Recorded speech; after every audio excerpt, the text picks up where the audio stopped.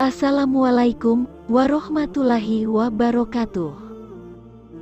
Sosial media adalah platform digital yang memfasilitasi penggunanya untuk saling berkomunikasi atau membagikan konten berupa tulisan, foto, video, dan merupakan platform digital yang menyediakan fasilitas untuk melakukan aktivitas sosial bagi setiap penggunanya. Di era modern saat ini, tidak dapat ditampik lagi bahwa kehidupan manusia saat ini sangat berhubungan dengan media sosial, bahkan media sosial memegang peranan penting di hampir segala lini masyarakat. Belakangan banyak pihak yang menyalahgunakan media sosial, menjadikan wadah ujar kebencian, bahkan sampai melecehkan agama Islam.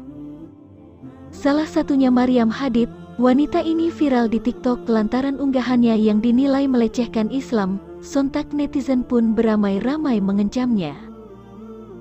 Lantas, seperti apa postingannya yang menuai hujatan? Simak videonya sampai selesai, agar tidak salah faham. Allahu Akbar. Sami Allah. Maryam Hadid diketahui besar di Amerika Serikat. Maryam Hadid dikenal sebagai bintang TikTok dan seorang model. Kabarnya, Maryam Hadid memiliki pesona baik di TikTok, Twitter, hingga OnlyFans. Diketahui bahwa kekayaan Maryam Hadid diperkirakan berada di kisaran $200.000 hingga $900.000. Hasil ini didapatkannya dari kerja kerasnya sebagai model di TikTok dan OnlyFans.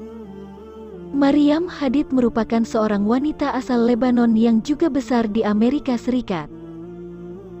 Link akun OnlyFans Maryam Hadid pun jadi incaran para netizen yang penasaran dengan sosok Maryam Hadid. Di akun TikTok miliknya, Maryam kerap mengunggah konten komedi yang menyerang Islam, salah satunya memperagakan sholat dengan mengenakan kostum Spider-Gwen yang cukup ketat sehingga terlihat lekuk tubuhnya. Dia mengatakan bahwa sholat mengenakan kostum adalah sesuatu yang muncul dalam mimpinya. Hal yang lebih gila lagi yang dilakukannya adalah, ia mengaku sebagai nabi perempuan pertama. Maryam Hadid mengklaim dia diutus oleh Allah. Dalam salah satu unggahannya, dia menawarkan para pengikutnya untuk mengajukan pertanyaan untuk dia sampaikan kepada Tuhan. Sikap dan tabiat menghina atau menistakan adalah akhlak para musuh Allah Azza wa Jalla, yang menjadi akhlak orang kafir dan munafikin. Oleh karena itu, Allah Azza wa Jalla menjelaskannya secara jelas kepada Rasulullah Shallallahu Alaihi Wasallam dan para sahabatnya dalam banyak ayat dan peristiwa. Dalam sejarah kehidupan Rasulullah Shallallahu Alaihi Wasallam, pernah terjadi dalam peristiwa perang Tabuk, kaum munafikin menghina para sahabat radhiyallahu anhu. Rasulullah Shallallahu Alaihi Wasallam sebagai seorang yang paling sayang kepada manusia, waktu itu tidak memaafkan dan tidak menerima uzur para penghina tersebut, bahkan tidak melihat alasan mereka sama sekali, yang mengaku melakukannya sekedar bermain dan bercanda. Beliau Shallallahu Alaihi Wasallam membacakan wahyu yang turun dari langit, yang diabadikan dalam Al-Quran. Tidak perlu kamu meminta maaf, karena kamu telah kafir setelah beriman. Jika kami memaafkan sebagian dari kamu karena telah tobat, niscaya kami akan mengazab golongan yang lain, karena sesungguhnya mereka adalah orang-orang yang selalu berbuat dosa. Quran Surah At-Taubah ayat 66. Oleh karena itu, para ulama memasukkan perbuatan menghina Allah Azza wa Jalla, ayat suci dan Rasulnya dalam pembatal keimanan. Syekhul Islam Ibnu Taimiyah mengatakan bahwa menghina Allah Azza wa Jalla, ayat suci dan Rasulnya adalah perbuatan kekafiran yang membuat pelakunya kafir setelah iman.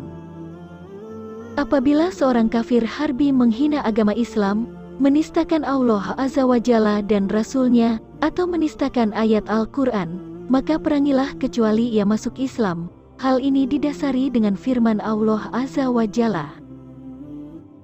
Dan perangilah mereka itu, sehingga tidak ada fitnah lagi dan sehingga agama itu hanya untuk Allah belaka. Jika mereka berhenti dari memusuhi kamu, maka tidak ada permusuhan lagi, kecuali terhadap orang-orang yang zalim. Quran Surah Al-Baqarah ayat 193. Ibnul Qayyim menjelaskan ayat ini dengan menyatakan bahwa Allah Azza wa Jalla memerintahkan memerangi mereka hingga mereka berhenti melakukan sebab-sebab fitnah yaitu kesyirikan.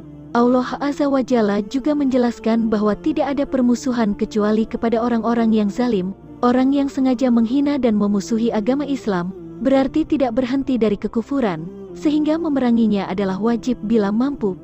Penghina agama ini seorang yang zalim sehingga diberlakukan permusuhan. Nah, sahabat Islamiyah, sebagai muslim hendaknya kita gak cuma diam jika agama Islam dinistakan, kecuali bagi orang-orang yang hatinya sudah dibekukan oleh Allah Subhanahu wa Ta'ala. Wallahu a'lam bishawab.